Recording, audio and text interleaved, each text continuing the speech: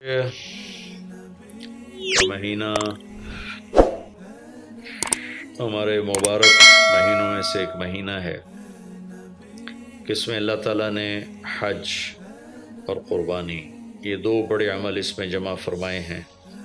پوری دنیا سے حجاج کرام اس مہینے میں حج بھی کرتے ہیں اور پھر مینا میں آ کر قربانی کرتے ہیں، اور اللہ تبارک و تعالیٰ نے ان ایام کی قسم اٹھائی ہے، والفجر ولیال عشر والشفع والوتر واللیل اذا یسر هل فی ذلک قسم لذی حجر۔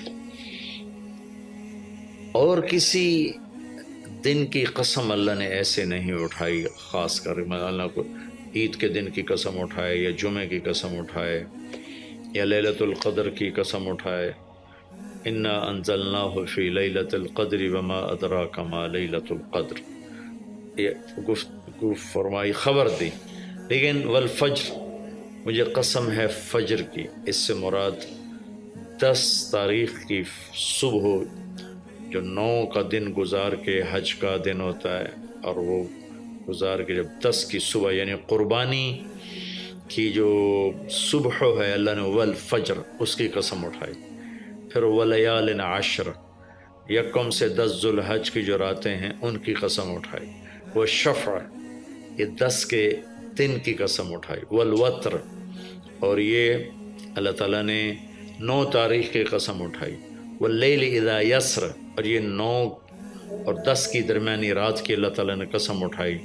یہ کسی بھی ٹائم کی، دن کی، مہینے کی، سال کی، اس طرح اللہ تعالیٰ نے خوبصورت انداز میں قسم نہیں اٹھائی جیسی اللہ تبارک و تعالیٰ نے یہ ان 10 دن راتیں، 9 کا دن، 10 کا دن، 10 کی رات، 10 کی صبح، اور اللہ کے نبی کا فرمان ہے کہ ان 10 دنوں میں اللہ تعالیٰ کو جتنی عبادت پسند ہے وہ اور کسی دن میں بھی پسند نہیں، اور اس میں کوئی شک نہیں، ان 10 دنوں میں سب سے بڑی عبادت وہ حج ہے، جس کو اللہ تعالیٰ نصیب فرمائے اور جس کے مقدر میں فرمائے۔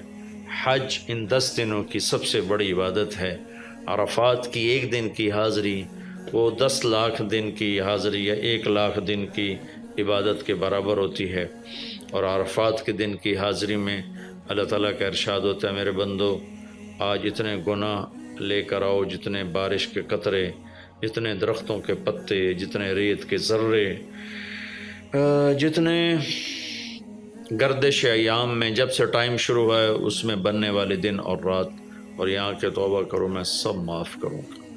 اور عرفات کے دن جتنا شیطان ذلیل ہوتا ہے اتنا کسی دن بھی ذلیل نہیں ہوتا، اور میرے محبوب صلی اللہ علیہ وسلم نے یہ دن حج کا، عرفہ کا، زور اثر کٹھی پڑھ کے پھر سارا دن شام تک کوئی 5-6 گھنٹے مسلسل دعا مانگی، اور آپ نے فرمایا کہ اس وقت میرا اللہ میرے صحابہ پہ فخر فرما رہا ہے، اور قربان جاؤں خطاب کے بیٹے پر، فرمایا، اور عمر بن خطاب پہ اس وقت میرا اللہ خاص طور پہ خوش ہو رہا ہے، اور خاص طور پہ عمر بن خطاب پہ اللہ تعالیٰ فخر فرما رہا ہے۔ تو ان 10 دنوں میں جسے اللہ حج میسر فرما دے تو اس سے بڑی عبادت کوئی نہیں۔ حج میسر نہیں ہے تو پھر ان 10 دنوں میں نومی کا روزہ رکھنا، ان 10 دنوں میں روزے رکھنا، اس میں نوافل کی کثرت، صدقے کی کثرت، پھر قربانی، یہ سارے اعمال ان 10 دنوں میں انتہائی محبوب ہیں۔ جنہیں اللہ سعادت دے دے حج کی، بار بار جائیں، تابعوا بین الحج والعمرہ، حج عمرہ آگے پیچھے کرو، آگے پیچھے کرو۔ ایک بہت بڑا طبقہ ہے جو یہ کہتا ہے کہ ایک دفعہ فرض ہے اس کے بعد کوئی ضروری نہیں۔ میں کب کہتا ہوں کہ ضروری ہے؟ ضروری نہیں ہے، لیکن ضروری کا مطلب فرض نہیں ہے، لیکن اللہ اس کے رسول کو پسند ہے کہ اس کے گھر بار بار آیا جائے، بار بار حاضری دی جائے۔ اللہ کے نبی کو تو آخر عمر میں جا کے موقع ملا، اس کے بعد آپ دنیا سے تشریف لے گئے۔ اگر آپ اس کے بعد زندہ رہتے تو یقیناً آپ ضرور حج کرتے، چونکہ آپ نے جتنے سال مکہ میں گزارے آپ نے ہر سال حج کی، نبوت کے اعلان سے پہلے بھی اور نبوت کے اعلان کے بعد بھی آپ نے مسلسل حج کی، اور 4 عمرے آپ نے فرمائے زندگی میں پر 4 عمر، ایک عمرہ مدینہ سے خاص طور پر تشریف لائے، جس کو ہم صلح حدیبیہ کہتے ہیں، وہ ہو نہیں سکا، لیکن آپ نے وہیں عمرے کا کام پورا کیا، سر مڑائے، احرام کھولے، پھر اگلے سال آپ اس کی قضاء کے لیے تشریف لائے، پھر ایک عمرہ آپ نے فتح مکہ کے بعد جعرانہ سے احرام باندھ کے تشریف لائے اور عمرہ کیا، اور ایک عمرہ آپ نے اپنے حج کے ساتھ کیا۔ صدیقی دور میں پہلا سال جنگوں میں گزر گیا، دوسرے سال صدیق اکبر اپنے پورے ساتھیوں کے ساتھ حج پہ تشریف لائے۔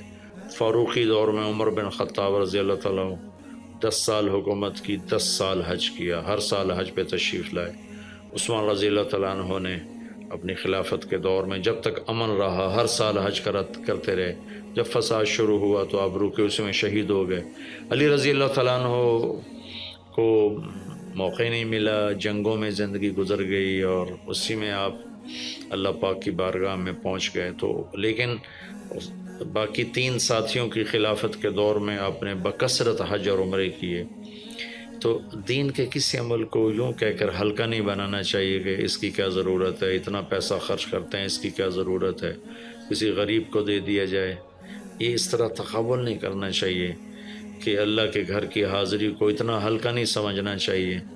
میرا اللہ بلائے تو بار بار جانا چاہیے، اور جس کو اللہ توفیق دے عمرے پہ جائے، حج پہ جائے۔ ہاں، غریبوں پر بھی خرچ کرے، اپنے رشتہ داروں پر خرچ کرے، ضرورت مندوں پر خرچ کرے، لیکن اللہ کے فضل سے امید ہے جو اس طرح اللہ کے گھر جانے پر خرچ کرتے ہیں تو اپنے اللہ کے فضل سے غریبوں پر بھی خرچ کرتے ہیں۔ اس کو آپس میں یوں اس کا مقابلہ نہیں کرنا چاہیے، چیز اللہ کو پسند نہیں ہے۔ شہنشاہ کے، دنیا کے سب سے بڑے بادشاہ کے دربار میں حاضری کو ہم اتنا ہلکا نہ سمجھیں، بہت بڑی سعادت ہے۔ حضرت امام حسن کی سنا دیتا ہوں۔ امام حسن رضی اللہ تعالی عنہ نے 20 حج پیدل کیے، مدینہ سے پیدل تشریف لاتے تھے اور حج فرماتے تھے۔ 20 حج، یہ تو اہل بیت کیا جگر گوشہ رسول ہیں اور جگر اہل بیت ہیں، تو 20 حج فرمایا آپ نے، پیدل فرمائے، مدینہ سے تشریف لائے مکہ پیدل۔ ایسے امام حسین رضی اللہ عنہ نے بھی کئی حج پیدل مجھے ان کا عدد یاد نہیں، امام حسن کا مجھے یاد ہے 20 حج پیدل کے، اور اللہ کے نیک بندوں نے برس ہا برس اللہ کی بارگاہ میں پیدل حاضریاں دی ہیں۔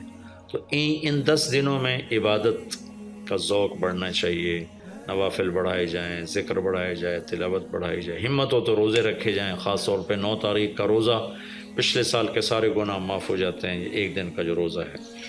پھر اس کا دوسرا جو بڑا عمل ہے وہ قربانی ہے، اور یہ قربانی آدم علیہ السلام سے چلی آ رہی۔ وَاتْلُ عَلَيْهِمْ نَبَأَ ابْنَيْ آدَمَ بِالْحَقِّ إِذْ قَرَّبَا قُرْبَانًا فَتُقُبِّلَ مِنْ أَحَدِهِمَا وَلَمْ يُتَقَبَّلْ مِنَ الْآخَرِ۔ اس قربانی کی بنیاد تو آدم علیہ السلام سے پڑی ہے، لیکن ہمیں جو حکم ملا وہ سنت ابیکم ابراہیم، وہ ابراہیم علیہ السلام کی سنت ہے قربانی۔ ایک بہت خوبصورت قصہ ہے اور بہت عجیب و غریب قصہ ہے کہ اللہ پر سب کچھ لگا دینا۔ ایک شخص کو اولاد کے لیے دعا مانگتے مانگتے مانگتے کچھ 60 برس گزر گئے، 65 برس گزر گئے۔ رب ہب لی من الصالحین، یا اللہ مجھے نیک اولاد دے دے، نیک اولاد دے دے۔ نیک اولاد میری 84 سال کی عمر میں، اللہ نے 84 سال کی عمر میں بیٹا دیا۔ بڑھاپے کی اولاد تو دل پکڑ لیتی، اور ابھی چند دن نہیں گزرے تھے کہ اللہ نے کہا جاؤ اسے چھوڑ کے آؤ۔ یہ کہاں چھوڑ کے آؤں؟ کہ جبریل آئے گا تمہیں راستہ بتائے گا۔ تو جبریل انسانی شکل میں آئے، وہ براق کی طرح نہیں یہ سفر ہوا کہ ایک دم میں پہنچا دیا، بلکہ جبریل انسانی شکل میں آئے، اونٹنی پر سوار ہو کر، ابراہیم علیہ السلام دوسری اونٹنی پر، بچہ اور بیگم، اور ان کو فلسطین سے چلایا، اور چلاتے چلاتے چلاتے چلاتے جب مکے کے کالے پہاڑ آ گئے جہاں کچھ بھی نہیں ہے، نہ پانی نہ سایہ، کہ یہاں چھوڑ دو۔ بیت اللہ ٹیلا تھا اس وقت، یہاں چھوڑ دو۔ تو ابراہیم علیہ السلام جو آگ میں ڈلتے ہوئے نہیں گھبرائے، یہ بات سنی تو گھبرا کر کہنے لگے یہاں کیسے چھوڑ دوں، یہاں تو کچھ بھی نہیں ہے۔ تو جبریل نے کہا جی آپ کے اللہ کی منشا ہے کہ اس بچے کو یہیں چھوڑ دیا جائے، تو انہیں وہیں چھوڑا اور واپس چل دیا۔ اور حضرت ہاجرہ حیران پریشان ہو گئی، کہاں چھوڑ کے جا رہے ہو، کیوں چھوڑ کے جا رہے ہو، جواب ہی نہیں دے رہے۔ 3 میل ان کے ساتھ چلتے نہیں، وہ جواب ہی نہیں دے رہے۔ 3 میل کے بعد ان کو یاد آئی یہ تو اللہ کے نبی ہیں۔ اللہ امرک، ابراہیم کا یہ اللہ کا حکم ہے؟ کہاں اللہ کا حکم ہے؟ اذن لن یضیعن اللہ، جاؤ پھر اللہ مجھے ضائع نہیں کرے گا۔ اس طرح بنیاد رکھی، بچے کو ایسے جنگل میں چھوڑا۔ جب وہ بڑے ہو گئے تب حکم آیا جاؤ ذبح کرو۔ تو اب آپ کی عمر ہو چکی ہے کوئی 92 سال یا 94 سال، 90 پلس ہے، 100%۔ فلسطین سے چلے مکہ جا رہے ہیں، کیا کرنے جا رہے ہیں؟ بچہ ذبح کرنے جا رہے ہیں، کوئی مرغی اور بکرا ذبح کرنے نہیں جا رہے ہیں۔ پھر ان کو تیار کرا کے مینا کی وادی میں لا کر کہنے لگے بیٹا اللہ کا حکم ہے تمہیں ذبح کر دو۔ تو بیٹے نے کہا یا ابت افعل، تو آپ کر دیں جو کرنا ہے۔ ابراہیم علیہ السلام کہنے لگے تو یہ خبر ابھی ہے میں کیا کہہ رہا ہوں؟ کہا جی مجھے پتہ ہے، آپ کہہ رہے ہیں مجھے ذبح ہونا ہے، تو آپ کے بدلے میں مجھے اللہ ملے گا، وہ آپ سے بہتر ہے، اور دنیا کے بدلے میں جنت ملے گی، وہ دنیا سے بہتر ہے۔ پھر معصوم بچے نے کہا ابا میرے ہاتھ باندھنا، تو مجھے الٹا لٹانا، اور پھر فرمایا کہ مجھے اپنا کرتا اتارا اور کہا کہ یہ میری اماں کو دے دینا، میری نشانی رہے گا، اور آپ اپنے کرتے میں مجھے کفن دے کے ادھر دفن کر دینا۔ تو ان کے ہاتھ باندھے، پاؤں باندھے، الٹا لٹایا، اپنا گھٹنا رکھا ان کی کمر پر، ان کے سر کے بال اٹھائے اور تھوڑا سا اوپر کر کے نیچے چھری چلانے کے لیے، ایک ہاتھ میں بال تھے ایک ہاتھ میں چھری تھی، اور یوں آسمان کو دیکھا کہ اللہ تو مجھ سے ناراض ہو گیا ہے کہ اسماعیل کی محبت نے میرے دل میں جگہ پکڑ لی ہے۔ نہیں میرے مالک، میرے دل میں تیرے سوا کچھ نہیں ہے، اگر میرا کوئی امتحان ہے تو پاس کر دے،